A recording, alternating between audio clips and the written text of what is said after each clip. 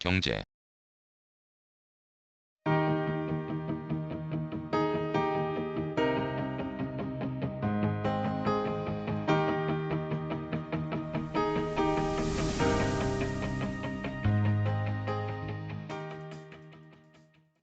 1. 개관. 재화와 용역을 생산, 분배, 소비하는 활동 및 그와 직접 관련되는 질서와 행위의 총체. 사람이 살아나가기 위해서는 생존자료인 재화가 필요하다. 재화 중에는 공기처럼 인간의 욕망에 비해 무한정으로 존재하여 매매나 점유의 대상이 되지 않는 자유재도 있으나, 대개는 욕망에 비하여 그 양이 한정되어 있어 매매나 점유의 대상이 되는 경제재이다. 경제란 생산수단과 노동으로서 자연에 작용하여 이러한 경제재를 획득하고 그 생산물을 분배, 소비하는 과정을 말한다.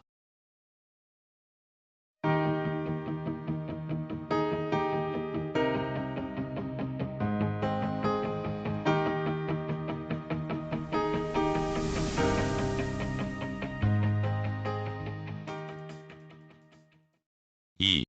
생산력. 생산수단 자체도 사람이 만든 것이지만, 그것이 풍부할수록, 그리고 그 질이 우수할수록 동일한 노동으로 보다 많은 생산물을 얻을 수 있다. 따라서 무턱대고 생존 자료를 생산하기 전에 이를 생산하기 위한 생산수단부터 만들게 된다. 이것이 우회 생산이며, 이에 따라 경제의 생산력이 늘어간다. 그러므로 생산력은 생산수단에 의해 결정된다고 할 수가 있다.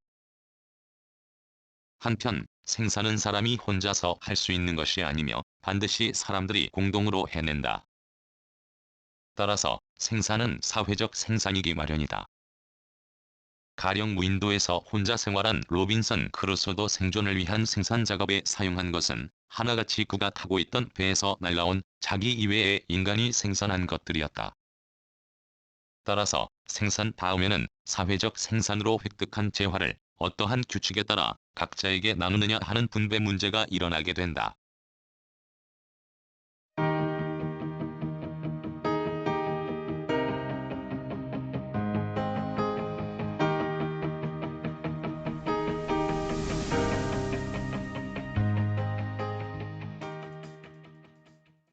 3. 생산관계. 분배는 생산수단이 누구의 소유이며, 따라서 생산물이 처음에 누구의 소유가 되느냐 하는 사회적 관계, 즉 생산관계에 의해서 결정된다. 생산수단을 소유하는 자가 생산물을 모두 손에 넣은 다음에 이를 분배하게 되는데, 생산물을 모두 소비해버리면 생산 규모를 확대할 수 없게 된다. 따라서 1년 동안에 만든 총 생산물 중에서 그동안 소모된 생산수단부터 우선 보존해야 하며, 그러고 난 나머지가 1년간에 새로 생산된 것, 즉 순생산물인 것이다. 다음으로 노동에 종사하는 사람이 노동력을 유지하기 위해 필요로 하는 생존자료를 그 중에서 뺀다. 그 나머지가 잉여이며, 노동에 종사하지 않는 사람이 모두 낭비해버려도 다음 해의 금년과 동일한 양의 생산물을 다시 만들 수 있게 되는데, 그것은 생산수단과 노동력이 유지되고 있기 때문이다.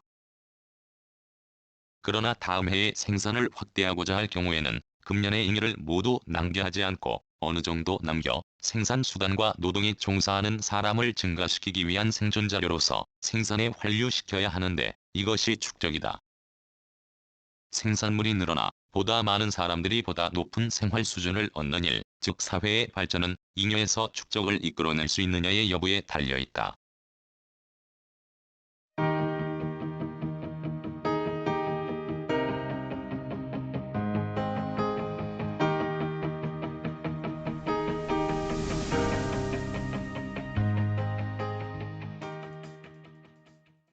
4. 생산 양식. 사람이 생존자료를 획득하는 과정은 생존자료 및 생산수단의 생산, 어떤 규칙에 따른 생산물의 분배, 분배된 것의 소비, 낭비, 축적, 소비와 축적에 의한 차기 생산 수준의 유지와 확대라고 하는 경로를 밟으면서 한없이 순환된다.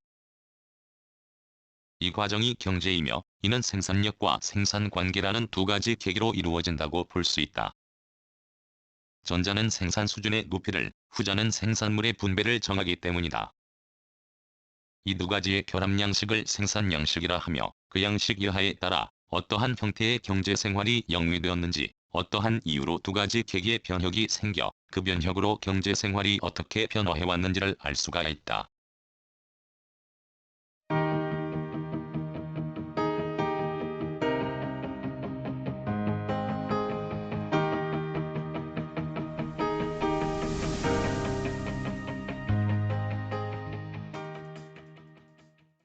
오. 경제생활 형태. 지금까지 경험한 경제생활의 역사적 발전 과정을 각 시대의 특징에 따라 몇 단계로 구분할 수 있다. 그 선구가 된 것은 고대의 문화 성립론으로서 인간이 식량을 획득하는 수단을 중심으로 수렵민에서 목축민에서 농경민으로 발전한 것이라 생각하였는데, 이 주장은 중세를 거쳐 1000년 이상이나 지속하여 18세기까지 이르렀다. 이어 독일의 역사학파 경제학의 선구자인 F. 리스트는 생산 방법을 기준으로 1. 야만 상태, 2. 유목 상태, 3. 농업 상태, 4. 농공업 상태, 5. 농공상업 상태의 5단계로 발전하였다고 주장하였다.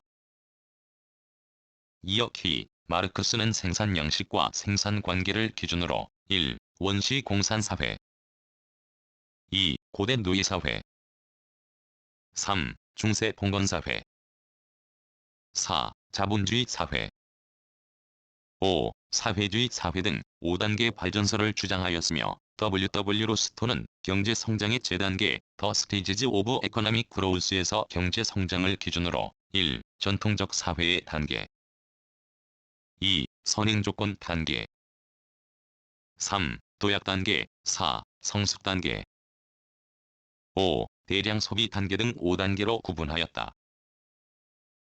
이외에 비힐데브란트는 교환 과정을 기준으로 1. 자연경제, 2. 화폐경제, 3. 신용경제의 3단계로 나누었고, K. 비허는 재화가 생산자에서 소비자에게로 이동하는 유통과정의 장단을 기준으로 1. 공세적 간의 경제, 2. 도시경제, 3. 국민경제로 구분하였으며, 지슈몰러는 경제정책의 담당자로서의 정치조직을 중심으로 1. 촌락경제, 2. 도시경제, 3. 영역경제, 4. 국민경제, 5. 세계경제로 구분하였다. 한국 학자는 1. 원시사회, 2. 노예사회, 3. 봉건사회, 4. 이식자본주의 사회 등 4단계로 구분하려는 견해가 있고, 또 하나의 시대 구분은 시대적 성격을 기준으로 1. 원시사회, 2. 고대사회, 3. 중세사회, 4. 근대사회 등 4단계로 구분하는 견해도 있는데, 마지막의 구분에 따라 각 단계를 살펴보면 다음과 같다.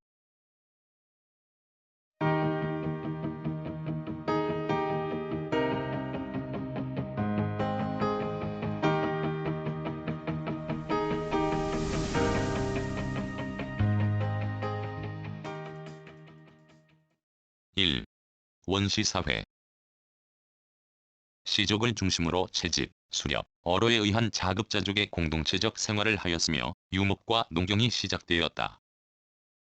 또한 농업이 발달됨에 따라 토지에 대한 사유재산 제도가 발생하여 촌락 공동체가 형성되고 가부장제가 발달하였다.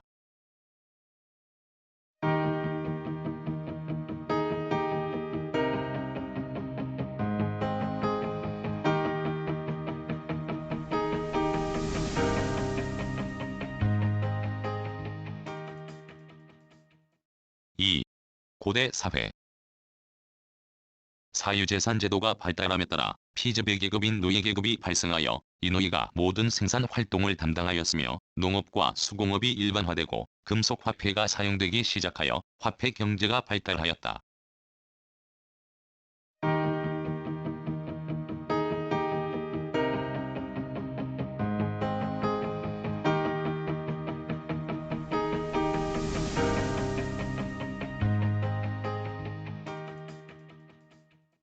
(3) 중세사회.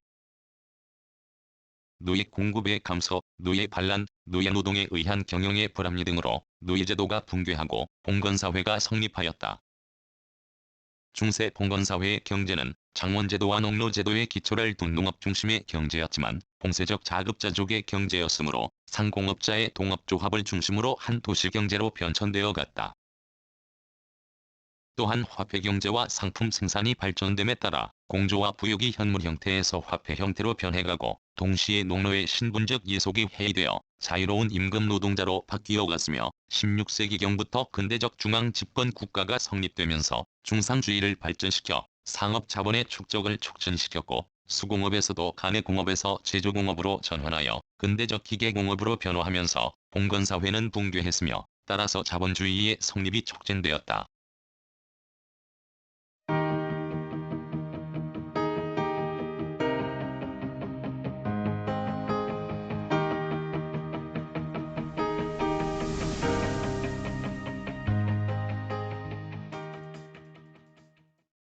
4. 근대사회 16에서 18세기의 시민혁명을 거쳐서 시민사회가 성립되었으며 18세기 중엽부터 일어난 산업혁명에 의하여 자본주의가 성립되었다.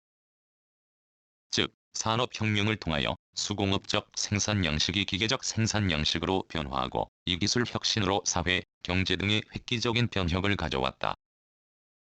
따라서 생산 활동은 기업을 중심으로 기계화된 근대 공장으로 바뀌었다.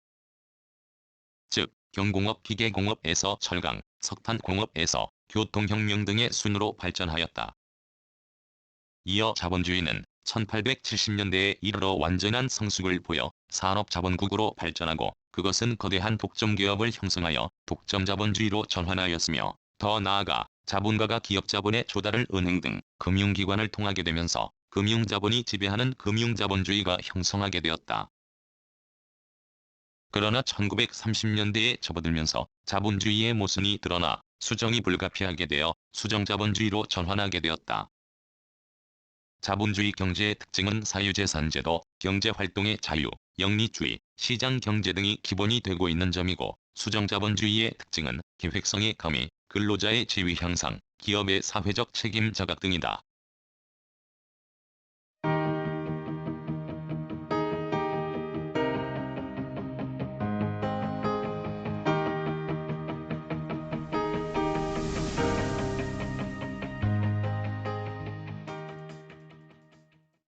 구성, 나그네 구석구석 여행.